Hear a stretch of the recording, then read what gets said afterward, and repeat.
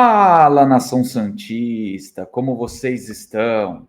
O Santos estressou vocês hoje? Infelizmente a gente está estressado desde ontem, né? Meu nome é Gabriel Zupo, do canal Sincero Santos. Não se esqueça de se inscrever no canal, curtir e compartilhar o vídeo e ativar o sininho. Bom, rapaziada, o vídeo de hoje, como é feriado, eu decidi ter um descanso, né? Respirar um pouco. Ontem eu fiquei realmente muito puto. Assim como eu fiquei muito aliviado pós-clássico, ontem eu fiquei muito puto com o resultado do Santos, né? Mais um resultado que o Santos deixa escapar,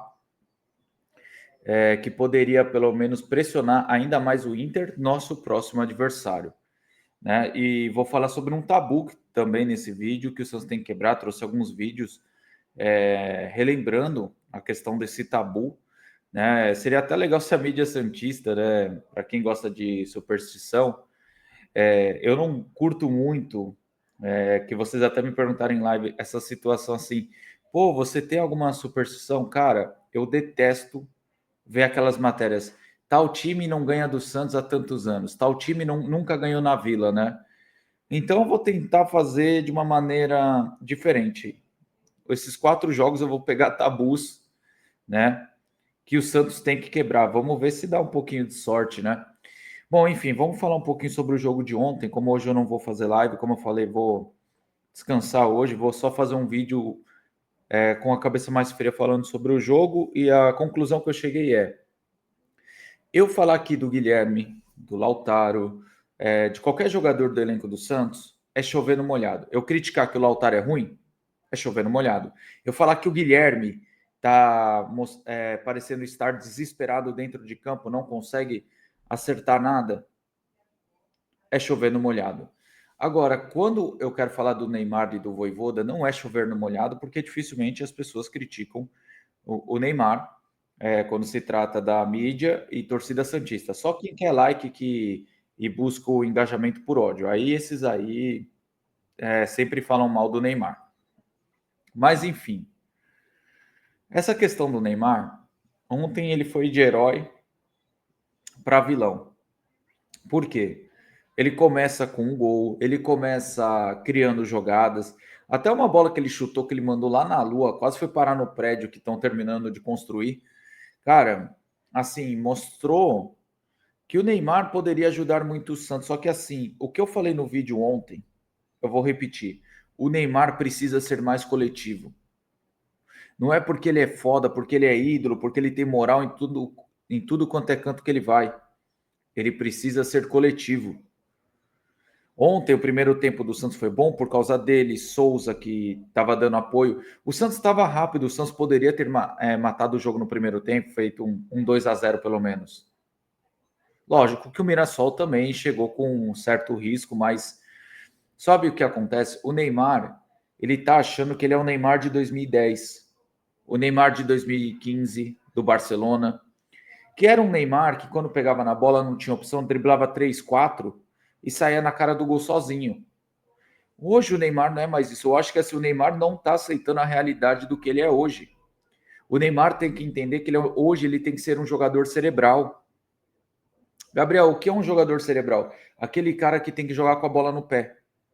Não é aquele cara da arrancada, não é aquele cara da corrida. Ontem ele pode ter feito o gol através de uma arrancada, mas ele, ali, querendo ou não, gente, contou com a sorte do escorregão do marcador do Mirassol. E também, querendo ou não, pô, ele pega ali sozinho e ele cara a cara é fatal. Então, quando eu tô falando isso aqui para vocês, eu acho que o Neymar precisa mudar a postura dele urgente. Ele tem que entender que ele tem que ser o cara que vai ditar o ritmo do Santos, o cara que dá aquele último passe.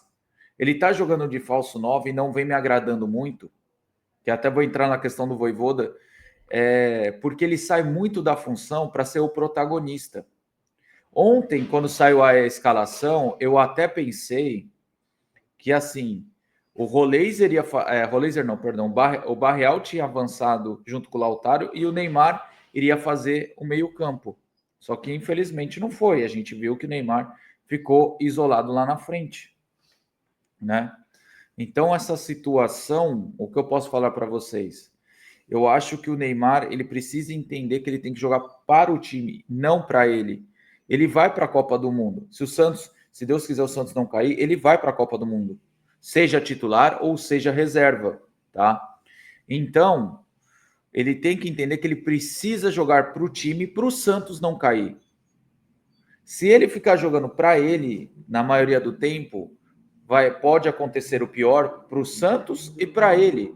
Porque o Ancelotti vai falar, pô, o Neymar aqui foi individualista e acabou acontecendo o quê? O time dele acabou caindo. Então é esse pensamento que eu tenho, é essa visão que eu tenho. Eu posso estar errado, posso estar certo, vai de você falar aqui também, beleza? Então eu acho que o Neymar tem que mudar o comportamento. Eu acho que o segundo tempo do Neymar, ele foi vilão. Errou a maioria das decisões de jogada, segurou demais a bola e cometeu o pênalti. Do pênalti, assim, não dá para falar muito, porque, assim, quando o cara não tem a manha de marcar, às vezes comete essa falha. A mesma coisa quando o zagueiro vai para o ataque e às vezes a bola cai no pé dele para fazer o gol. Ele não tem essa manha, né? Agora, passando para o Vojvoda, ele tem que parar de ser cagão, cara. O Vojvoda é um bom treinador, acho que o time melhora o rendimento com ele, mas os resultados não vêm. Sabe por quê? Porque ele é cagão. Porque ele tem medo de colocar a molecada e perder o resultado, então ele demora para mexer.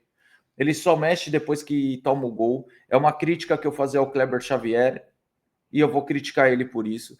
Ele tem que colocar o Robinho mais cedo, ele tem que colocar um pouco mais o Bom Tempo. Por mais que alguns ainda criticam o Bom Tempo, não fique esperando. O Bom Tempo não é esse jogador do drible. O Bom Tempo é o cara do meio campo que vai te ajudar a ter dinâmica, né, no contra-ataque. E ter dinâmica quando você também quiser propor o jogo. Agora, ele precisa pôr o Robinho mais cedo. Ele precisa fazer alterações mais cedo. Ontem ele deu até um pouquinho de azar, porque ele já tinha chamado o Robinho e o Roleiser, se eu não estiver equivocado, para entrar. Só que aí saiu o pênalti, né? Mas eles já estavam na beira do campo. Então, assim, rapaziada, eu acho que no geral o Vojvoda tem que parar de ser cagão. Eu acho que esse esquema de 3 volantes, não que os 3 volantes estão jogando mal, mas eu acho que eles não estão se entendendo, cara. Porque, por exemplo, desde o momento que você começou a jogar com Arão, Schmidt e Zé Rafael, o Zé Rafael se perdeu um pouco, né? Então, para mim, eu tiraria um desses 3 volantes, de preferência o Schmidt, tá? Eu prefiro Arão e Zé Rafael. Mas se for também Arão e Schmidt, ou Schmidt e Zé, eu vou entender. Mas assim, eu acho que de verdade ele precisa tirar um cara de marcação, um volante, e colocar um cara mais ali do meio campo. Então, se o Vojvoda e o Neymar mudarem essa postura, um deixar de ser cagão e o outro deixar de ser individualista, o Santos pode escapar do rebaixamento, tá? Bom, rapaziada, vamos falar um pouquinho dessa questão do tabu. Eu separei alguns vídeos para vocês, né? Vou colocar aqui na tela já para vocês, né? Alguns momentos com áudio, outros não, tá? Porque senão tomam direitos autorais. E se tiver algum corte desse trecho, que fique ciente para vocês que foi alguma coisa de direito autoral que eu tive que cortar, tá?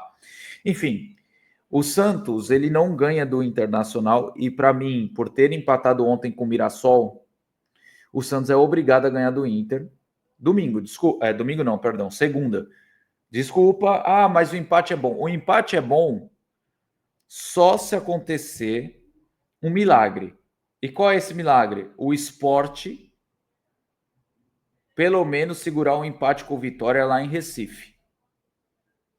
Pela rivalidade, eu tenho um pouquinho de esperança que o Sport possa aprontar, porque eles têm uma rusga desde 2023.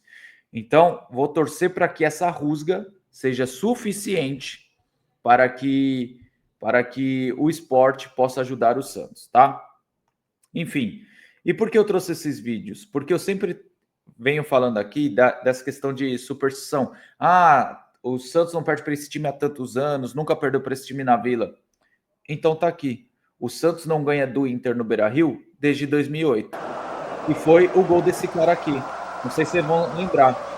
Maicon Leite. Ele é rápido, recebeu, bateu! Gol!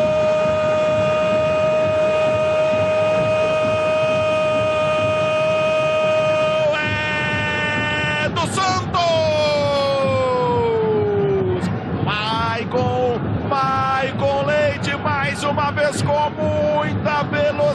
cidade Olha que engraçado, né, acreditando. cara? Foi pra 2008 cima do isso aí. Dani Moraes. Olha a velocidade do Michael Leite. Aí colocou por baixo do Kleber. Bom, aqui eu já vou parar, por quê? A gente vê que em 2008, se o Michael Leite não tem aquela lesão gravíssima numa dividida com o goleiro Bruno, talvez o Santos não passaria tanto apuros, né? O Michael Leite tinha iniciado bem a carreira. E talvez a carreira dele tivesse outro rumo, porque ele machucou o joelho de uma forma grave em 2008, e em 2009, quando ele voltou em campo, ele machucou mais uma vez o joelho, né? E por fim, por que eu trouxe esse outro jogo? Essa foi a última vitória do Santos contra o Inter, fora de casa, em 2013. 12 anos que o Santos não ganha do Inter fora de casa.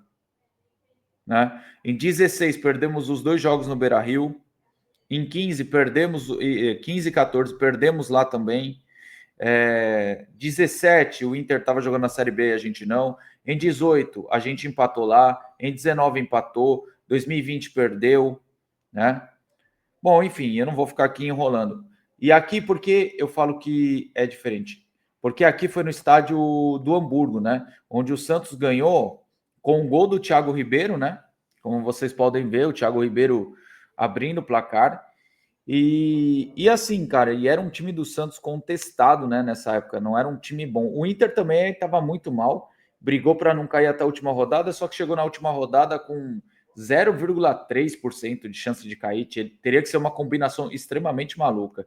E esse segundo gol, o detalhe interessante desse segundo gol do Santos nessa partida por 2-1, é o gol do Renato Abreu. Olha só que engraçado.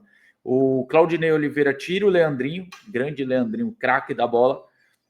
Aí entra o Renato Abreu. E o primeiro lance do Renato Abreu é bater a falta, né?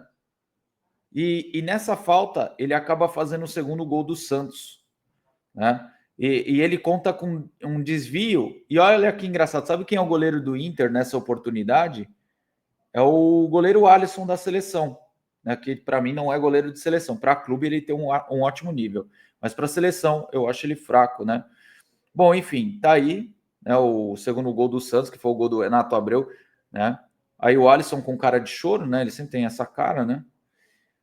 Enfim, aí o Santos acabou ganhando por 2-1. Depois o D'Alessandro diminuiu, mas eu não vou colocar o gol do Inter aqui, tá? Com todo respeito ao torcedor do Inter que possa estar vendo isso, mas é isso que eu tenho para falar para vocês hoje. É possível ganhar do Inter? Pô, o Inter tá mal e o Inter ainda joga com o Ceará fora de casa hoje. Torcer para que não ganhe. O empate lá no Ceará para a gente é bom também.